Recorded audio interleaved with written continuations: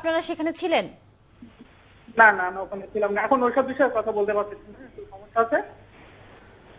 আপনি আপনি আপনি আপনার পরিচয়টা যদি আবার আমাদেরকে বলতেন।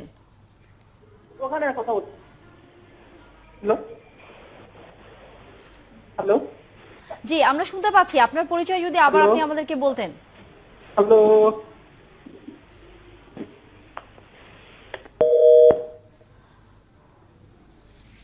আমরা চেষ্টা করব দর্শক আবারও ওনার সাথে কথা বলবার জন্য।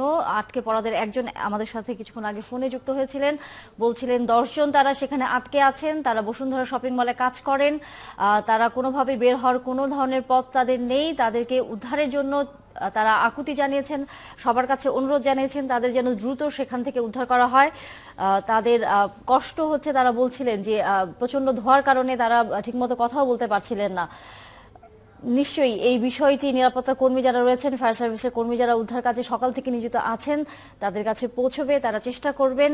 এরই মধ্যে নিশ্চয়ই তারা চেষ্টা করবেন এই 10 জনকে উদ্ধার করার জন্য। এখন পর্যন্ত আমাদের সহকর্মীরা আছেন সেখানে, সর্বশেষ খবর নিয়ে যুক্ত হচ্ছে এবং তারাও বলছিলেন যে ধোঁয়া প্রচন্ড, সেই ধোঁয়া উপরের দিকে উঠে আসছে এবং এই 10 জন মানুষ ছাদে রয়েছেন এবং সেই ধোঁয়াগুলো উপরে তাদের দিকে অনেকটা আসছে, সে ধরনের বক্তব্য কিন্তু আমরা শুনছিলাম।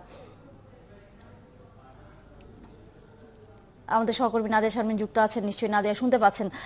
কিছুক্ষণ আগে একজন আটকে পড়াদের একজন আমাদের সাথে কথা বলেছেন, তারা বারবার বলছিলেন এখান থেকে তাদেরকে বের করার জন্য, এবং আপনি দেখছিলেন যে ফায়ার সার্ভিসের কর্মীরা কিন্তু সেই 7 তলায় আগুন দিচ্ছেন সেই ল্যাডারের মাধ্যমে।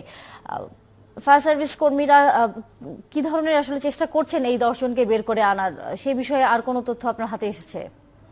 তানিয়া, উপরে যিনি আটকে আছেন, যিনি আমাকে একটু আগে চিটকুট পাঠিয়েছিলেন, আমার হাতে যেই এখন যে চিটকুট চেয়েছে, আপনাকে একটু ক্যামেরায় দেখিয়েও দিচ্ছি আমি এই চিটকুটটি, এর মাধ্যমে নাম্বার পাঠিয়েছিলেন যেটি আমি আপনাদেরকে জানালাম। এবং এই ব্যক্তির নাম হচ্ছে হারুন, এবং তার সাথে বসুন্ধরার আরো 10 জন, বসুন্ধরাতেই তারা কাজ করেন, দোকানদার হয়তো বা এই ধরনের যারা আছেন।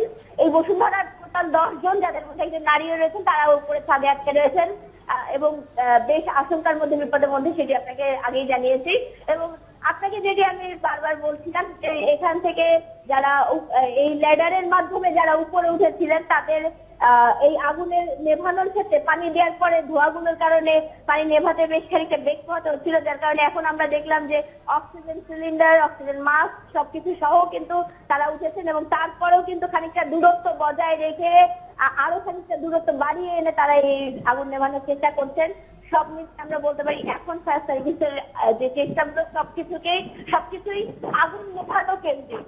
এই মানুষগুলোকে উদ্ধারের জন্য, যারা আটকে রয়েছেন, এই মানুষগুলোকে উদ্ধারের জন্য যে চেষ্টাটি এখন এই মুহূর্তে দরকার ফায়ার সার্ভিসের, সেই চেষ্টাটি কিন্তু এখন পর্যন্ত দেখা যাচ্ছে না, এবং এটি যতক্ষণ পর্যন্ত না দেখা যাবে ততক্ষণ পর্যন্ত এই লোকগুলো বিপদের মধ্যেই থাকবে। কেননা যতই আমি বলি যে এই আগুনগুলো মোটামুটি একটা অবস্থায় নিয়ন্ত্রণে এসেছে, কিন্তু তারপরেও কিন্তু একটি তপ্ত ভবনের মধ্যে, যেখানে ক্রমাগত ছাদের দিকে ধোঁয়াটা উঠে যাচ্ছে, সেই ছাদ যতই বড় হোক না কেন, সেই মানুষগুলো কিন্তু আতঙ্ক, ভয় এবং সমস্যার মধ্যেই থাকে, এবং এই ধোঁয়াগুলো তাদের জন্য স্বাস্থ্যের জন্য মারাত্মক ক্ষতিকর হয়ে দাঁড়ায়।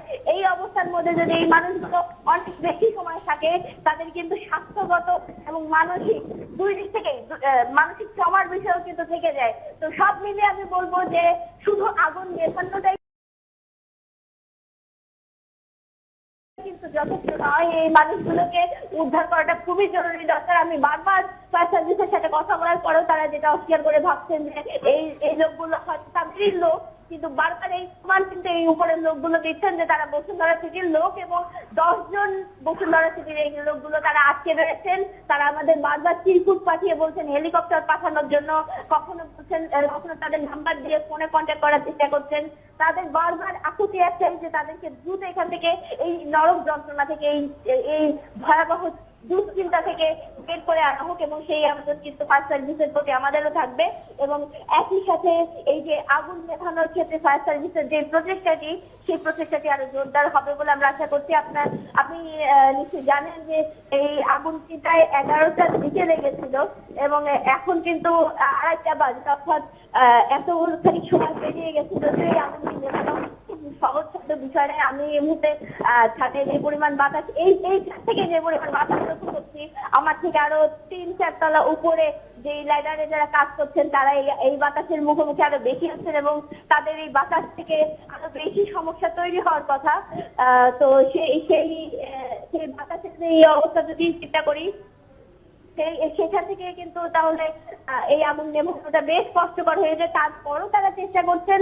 আমি বলবো ফায়ার ফাইটিং এর জন্য এই মুহূর্তে যে চেষ্টাটি করা হচ্ছে সেটি সাধারণত বেশ জোরদার একটি চেষ্টা এবং ভেতরে বেশ কয়েকটি জায়গায় আমরা ভাঙার শব্দ শুনতে পাচ্ছি কিছু কিছু জিনিস, যার কারণে আমরা ধরে নিতে পারছি যে দেয়াল ভেঙে বা অন্যান্য কোনো পদ্ধতির মাধ্যমে তারা হয়তো পৌঁছানোর চেষ্টা করছেন জায়গাগুলোতে।